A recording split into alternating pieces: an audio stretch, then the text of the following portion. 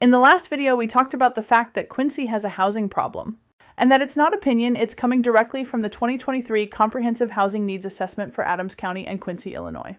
Now I want to go deeper into one specific part of that study, and that's inventory, because this is where things really start to hit home. On page 3 of the study, it clearly states that Quincy and Adams County are already lacking new single-family housing inventory, not just a little short, but behind.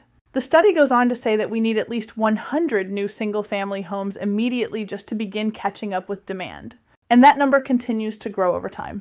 So let's pause right there. That means we are not building enough homes for the people who already live here, let alone the people who want to move here. And here's the part most people don't realize. This shortage didn't happen overnight. This is years of underbuilding, rising construction costs, labor shortages, and hesitation in development all catching up at the same time. And now we're feeling it. You see it in multiple offer situations. You see it in homes selling quickly. You see it in buyers struggling to find the right property. That's not just a hot market. What we are really seeing here is a major supply problem. Now let's connect this back to the study again. It also explains that this issue is going to become even more noticeable as our working population grows. Employers in the area are expecting growth, and that's a good thing, but housing has to keep up with that growth. If it doesn't, we hit a wall. Because people need a place to live before they can take a job. And here's where it starts affecting more than just buyers.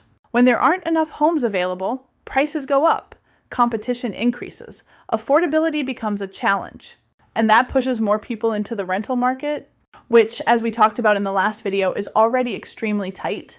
So now you have pressure on both sides of the market at the same time. That's how a housing shortage snowballs. And I want to be very clear about something. This is not about blame. This is about awareness. Because if we don't understand the problem, we can't fix it. And the reality is, we are already behind. Not heading there, not approaching it, already there. Which brings me back to something you're going to hear throughout this entire series.